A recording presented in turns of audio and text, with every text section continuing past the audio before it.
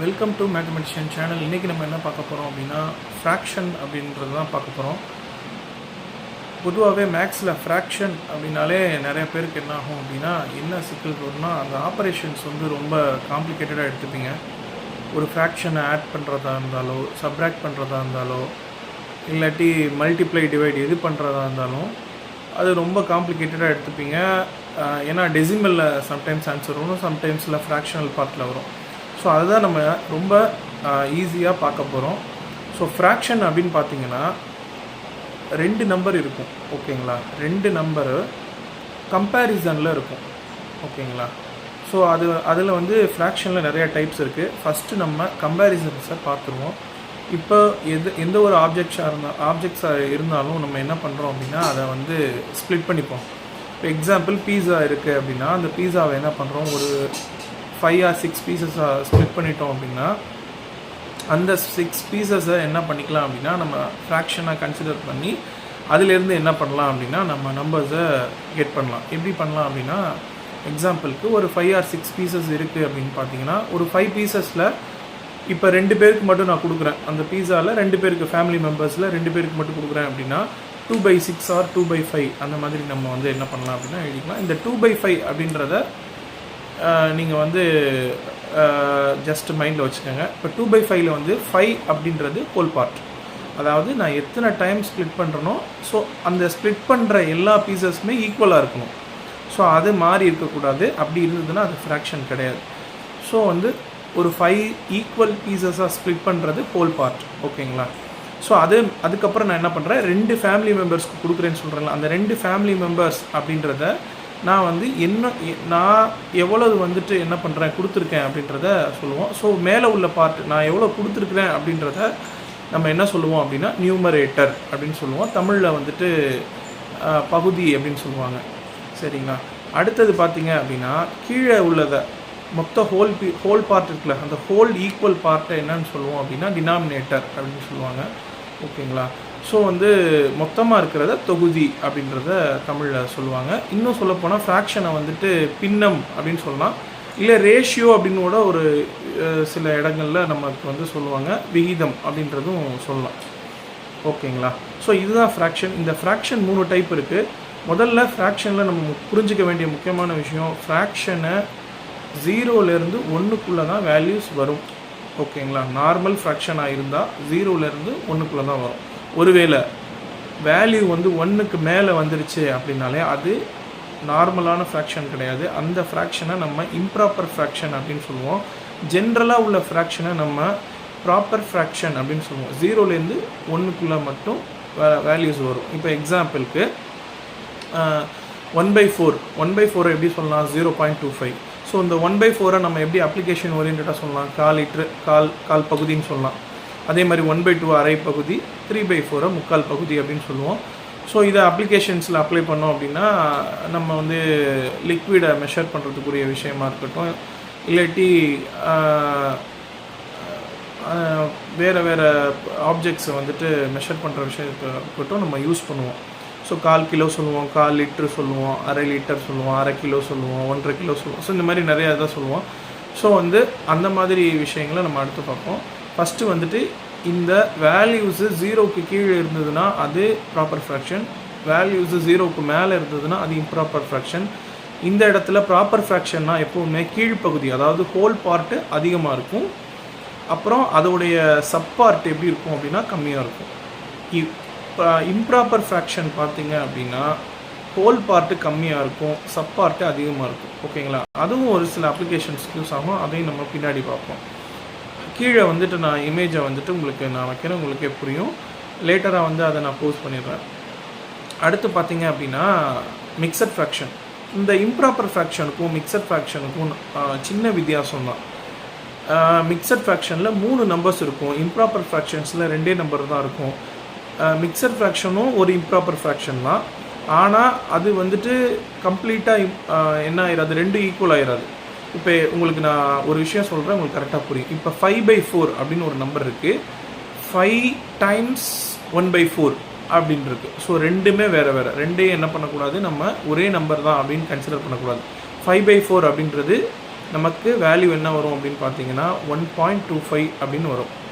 அதை வந்து நீங்கள் டிவைட் பண்ணிங்க அப்படின்னா டெசிமலில் 1.25 வரும். இதுவே 5 டைம்ஸ் 1/4 அப்படின்னு பார்த்தீங்க அப்படின்னா உங்களுக்கு வந்து என்ன வரும் அப்படின்னு பார்த்தீங்கன்னா 5.25 அப்படின்னு வரும். ஸோ 1.25க்கும் 5.25க்கும் வித்தியாசம் இருக்குது. ஸோ இதுதான் வந்து இந்த மிக்சட் ஃப்ராக்ஷன். மிக்சட் ஃப்ராக்ஷனில் 3 டிஜிட்ஸ் இருக்கும். ஸோ ஆஸ் யூஷுவல் நம்ம டிவைட் பண்ணுறோம்ல, எப்படி டிவைட் பண்ணுவோம்? ஒரு டிவைடன் பார்ட் இருக்கும், உள்ளே எழுதிடுவோம். டிவைசர் பார்ட் இருக்கும், வெளியில் எழுதிடுவோம். ஓகேங்களா? அப்போ டிவைட் பண்ணும்போது மேலே குவாஷன்ட் வரும். ஸோ கீழே வந்து லாஸ்ட்டில் ரிமைண்டர் வரும். ஸோ அதை மிக்சட் ஃப்ராக்ஷனில் அப்ளை பண்ணோம் அப்படின்னா quotient times remainder by divisor. So இப்படி தான் வந்துட்டு ஒரு மிக்சட் ஃப்ராக்ஷன் வரும்.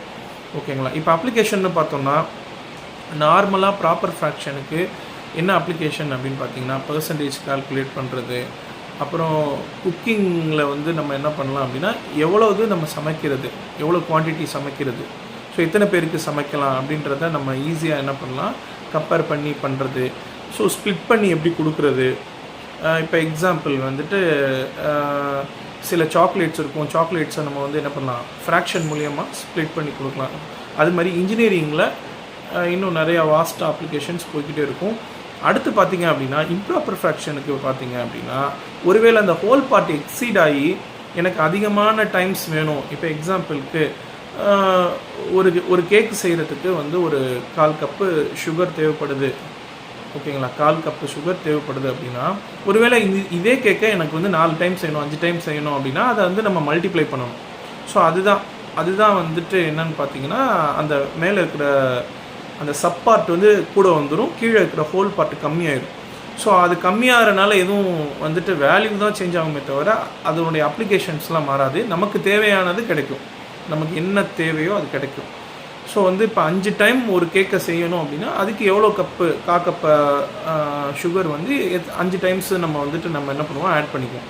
இதுவே மிக்சட் ஃப்ராக்ஷன் எடுத்துக்கிட்டிங்கன்னா இப்போ எக்ஸாம்பிளுக்கு 1.5 லிட்டர் பால் வாங்கிட்டு வாங்கன்னு சொல்லிட்டு நம்ம வீட்டில் சொல்லுவாங்க, இல்லாட்டி 2.5 கிலோ ஜீனி தாங்க, இந்த மாதிரியான விஷயங்கள்லாம் சொல்லுவாங்க. ஸோ இது வந்து பார்த்தீங்க அப்படின்னா மிக்சட் ஃப்ராக்ஷன்.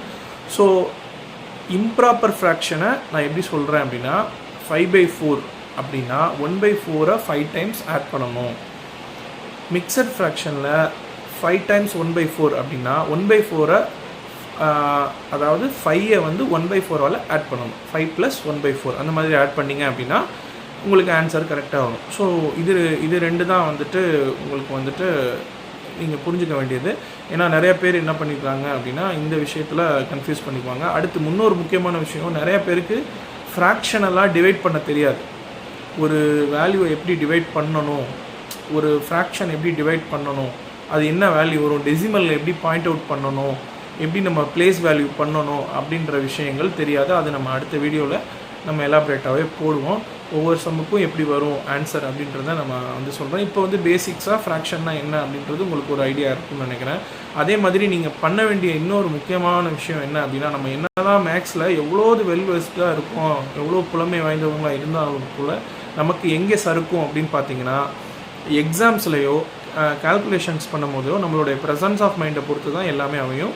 ஸோ நம்மளோட ப்ரெசன்ஸ் ஆஃப் மைண்டு ஏதோ ஒரு விஷயத்தில் சின்ன சின்ன டிஸ்டர்பன்ஸ் இருந்துச்சுன்னா என்ன பண்ணுவோம்னா மிஸ்டேக்ஸ் பண்ணுவோம். ஸோ அதில் பண்ணுறதுனால என்ன ஆகும் அப்படின்னா கால்குலேஷன்ஸ் தப்பாக வர்றதுக்கான வாய்ப்பு இருக்குது. ஸோ அப்போ அதை வந்து நம்ம சரி பண்ணுறதுக்கு மல்டிப்ளிகேஷன் டேபிள்ஸு கண்டிப்பாக நம்ம மெமரைஸ் பண்ணி ஞாபகத்தில் வச்சுக்கணும். அடுத்தது பார்த்திங்கன்னா ஸ்கொயர் டேபிள், க்யூப் டேபிள், கீழே வந்து 10 வரைக்கும் இருந்தால் போதும், அதையும் நீங்கள் படித்து வச்சுக்கோங்க. ஸ்கொயர் ரூட் வரும்போது அது என்ன இம்பார்ட்டன்ஸ் நான் சொல்கிறேன். அதே மாதிரி ஃப்ராக்ஷனல் மல்டிப்ளிகேஷன் டேபிள் நீங்கள் கண்டிப்பாக படிக்கணும். படிச்சிருந்தால் உங்களுக்கு என்ன ஆகும் அப்படின்னா எந்த மாதிரி அது மல்டிப்ளை ஆகுது, டிஜிட்ஸ் எப்படி வந்து ஃப்ராக்ஷனலில் இல்லை டெசிமலில் நம்ம எப்படி வந்து டிஜிட்ஸை ப்ளேஸ் பண்ணுறோம் அப்படின்றதும் உங்களுக்கு ஈஸியாக புரியும். ஓகேங்களா? ஸோ இந்த 3மே என்ன பண்ணுங்கள் அப்படின்னா ஃப்ரீ டைமில் ஒரு 10 மினிட்ஸ் ஆர் 15 மினிட்ஸ் என்ன பண்ணுங்கள் ஸ்பெண்ட் பண்ணி 2 டேபிள் படிச்சுக்கலாம், இல்லை 3 டேபிள் படிச்சுக்கலாம். இப்படிலாம் நீங்கள் படிச்சிங்க அப்படின்னா உங்களுக்கு என்ன ஆயிரும் அப்படின்னு பார்த்தீங்கன்னா ரொம்ப ஈஸியாக இருக்கும். ஸோ ஒவ்வொரு டைமும் நீங்கள் மேனிப்புலேட் பண்ணி அதாவது நீங்கள் ஃபுல்லாக புரிஞ்சவங்க, நான் அடல்ட்ஸுக்கு நான் சொல்லவே இல்லை. ஏன்னா அடல்ட்ஸ்க்கு வந்துட்டு என்ன பண்ணால் அந்த ஃப்ராக்ஷன் மல்டிப்ளை பண்ணுறதுலாம் என்ன ஆயிரும் அப்படின்னா ஆட்டோமேட்டிக்காக ஈஸியாக போட்டுருவாங்க. நான் சொல்கிறது குழந்தைங்களுக்கு தான். ஸோ குழந்தைங்க என்ன பண்ணுவாங்க அப்படின்னா இதெல்லாம் கொஞ்சம் மறந்துடுவாங்க. ஸோ அதனால் அவங்க கொஞ்சம் புலமை ஆகிற வரைக்கும் அதை வந்து நீங்கள் படிக்கணும். படிச்சுட்டு நீங்கள் ஸோ பீரியாடிக்கலாக ரிவைஸ் பண்ணி வச்சுக்கணும். அதாவது ஒரு வீக்லி ஒன்ஸ் என்ன பண்ணணும், மல்டிப்ளிகேஷன் டேபிள்ஸ் நீங்கள் ஓரல் ப்ராக்டிஸ் பண்ணணும். ஸோ அப்படி பண்ணிங்க அப்படின்னா உங்களுக்கு ஒரு 10th 12th வரைக்குமே இதை நீங்கள் ப்ராக்டிஸ் தான் பண்ணணும். ஸோ ஏன் அப்படி சொல்கிறேன் அப்படின்னா, நீங்கள் உங்களுடைய ப்ரெசன்ஸ் ஆஃப் மைண்ட் எப்படி இருக்குன்னு யாருக்குமே தெரியாது. ஸோ எப்படி நம்ம எக்ஸாம் எழுதும் போது நம்ம மைண்டு டென்ஷனாக இருக்கலாம், ஃப்ரீயாக இருக்கலாம், இல்லை ஏதோ ஒரு ஆன்சர் வரலன்னு என்ன ஆகும் அப்படின்னா ஒரு மாதிரியான டிஸ்டர்ப் ஆகும். அந்த சின்ன டிஸ்டர்ப் என்ன பண்ணோம் அப்படின்னா சம்மில் கொண்டு போய் நம்ம என்ன பண்ணிடுவோம், ஸோ அதை சின்ன சின்ன மிஸ்டேக்ஸ் பண்ணுவோம். ஸோ அந்த மிஸ்டேக்ஸ் நமக்கு மார்க் லூஸ் ஆகும். ஸோ இவ்வளோதான் இந்த வீடியோ. உங்களுக்கு இந்த வீடியோ பிடிச்சிருந்துச்சு அப்படின்னா லைக் பண்ணுங்கள், ஷேர் பண்ணுங்கள், கமெண்ட் பண்ணுங்கள். ஸோ என்னோடய சேனலை தொடர்ந்து நீங்கள் பார்க்கணும் அப்படின்னா சப்ஸ்கிரைப் பண்ணி பாருங்கள்.